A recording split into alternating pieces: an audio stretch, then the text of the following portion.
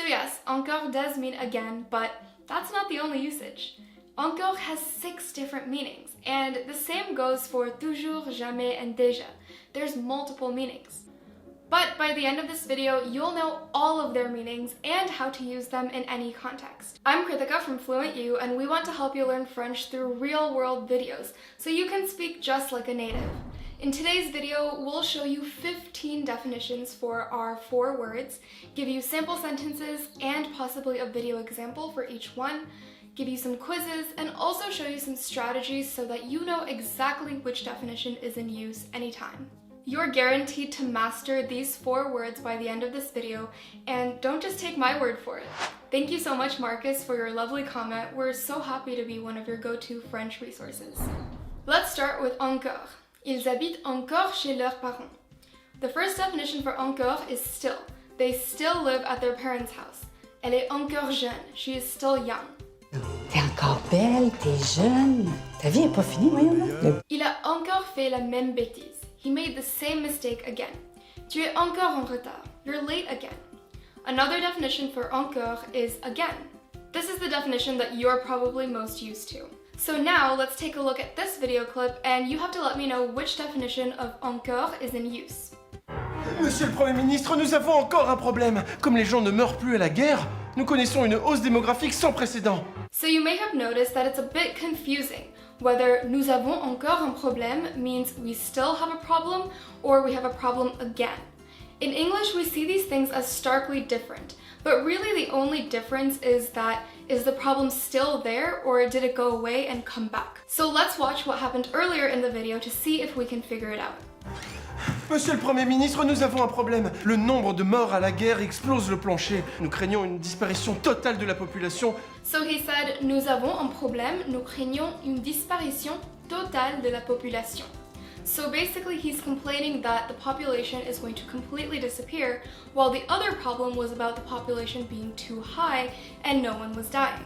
Since we have 2 different problems, I would interpret encore as again, since the problem went away and then a different problem came up. But some people may interpret this as still, and you can see that the meanings are not very different. Elle aura encore moins de temps demain. She'll have even less time tomorrow. Il la trouve encore plus belle qu'avant. He finds her even more beautiful than before. Encore can also mean even. What you'll find with this definition of encore is that it often appears before adverbs. Encore mieux, encore plus belle. But it's not always that way. Another way to catch this definition of encore is that it often introduces a new idea. In this example, idea 1 was enfouir nos déchets sous terre, ou encore, idea 2, les envoyer dans l'espace. Ma mère n'aimait pas beaucoup rater quelque chose. Salut maman! Salut! Elle aimait encore moins l'avouer. This isn't an exhaustive way to identify encore as even, but it definitely captures a lot of contexts. But the thing is, there's lots of words in French that can mean even, and there's another one later on in this video that has a slightly different use, so make sure you keep watching. Maman n'est pas encore prête. Mom isn't ready yet. Je ne sais pas encore. I don't know yet. Encore can also mean yet. You will often see this use of encore connected with pas encore, not yet. Et c'était un vin plutôt vif et surtout un vin qu'on ne gardait pas parce que malheureusement il n'y avait pas encore les bouteilles pour le mettre dedans. So here's a tricky question for you. What does pas encore as an interjection mean? The thing is, it can mean both not yet and not again. And I wanted to share this example with you to show you that it's always important to rely on context. Here's an example from Angèle's song Ta Reine. Moi je crois aux histoires auxquelles les autres ne croient pas encore. In this case, she means don't believe in yet. And this makes sense because you usually believe in something or you don't, but you usually don't believe again. And so that's my tip for you, is to pay attention to how the verb can help you figure out which definition of encore is in use. Encore une fois. Dis-moi encore une fois parce que j'ai oublié. Tell me once again because I forgot. This is the easiest usage of encore because you can use the une fois as a reminder that encore une fois means once again, one time again. Quoi encore? If someone keeps bothering you and asking you for favors or asking you the same thing over and over, you can say quoi encore or tu veux quoi encore to mean what now? By the way, Have you given this video a thumbs up? Pas encore? Well, make sure you do if you're finding everything useful. Let's move on to toujours. Mon livre est toujours perdu. My book is still lost. Je suis toujours au métro. I'm still on the train. Just like encore, toujours can also mean still, and in most cases they're pretty much interchangeable, so just use which one comes to mind. Do you have a friend who's always late? Il est toujours en retard. Or a friend who's always full of energy and in a good mood? Elle est toujours de bonne humeur. This is probably the toujours you learned. Always. And it typically goes after the conjugated verb. Il fait toujours du soleil sounds far more natural than il fait du soleil toujours. So now you must be wondering, how do you know which definition is in use? Il fait toujours du soleil can mean it's still sunny or it's always sunny. How do you tell the difference? Let me show you how to figure that out. On FluentU, you can scroll through video examples of each word, and that helps you identify patterns that are associated with each use. So here I'm seeing that a lot of toujours as always is associated with the past tense. And this makes sense because you can often say it always was a certain way when describing the past. Another thing I see is that with habitual actions, toujours also means always.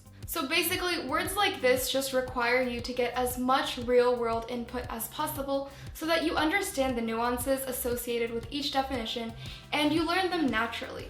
The other thing that's great about FluentU is that if you come across a word you don't know in a video, you'll only get the definition that's relevant in that context, and video examples to go with it.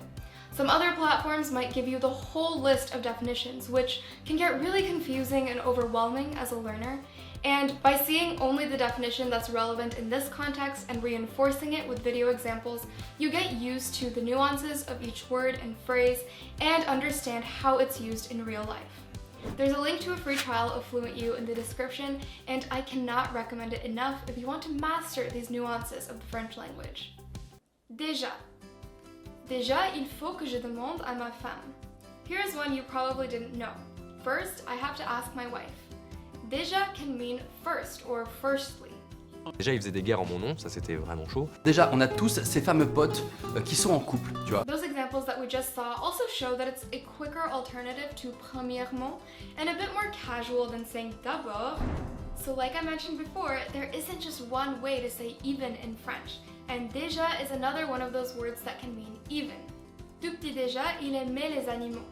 A helpful tip from FluentU is that déjà as even often is found in contexts of even as, like even as a kid, he loved animals. Here's another example. El Macho, déjà le personnage lui-même dans son dessin, dans son invention, il est truculent. So now you must be wondering, how do you know when to use encore versus déjà when you want to say even? So let's take a look at some examples from FluentU and see if we can figure it out.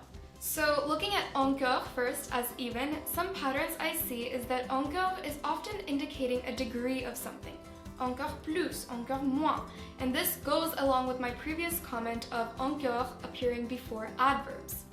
On the flip side, what I see with déjà is that it's often introducing a new idea.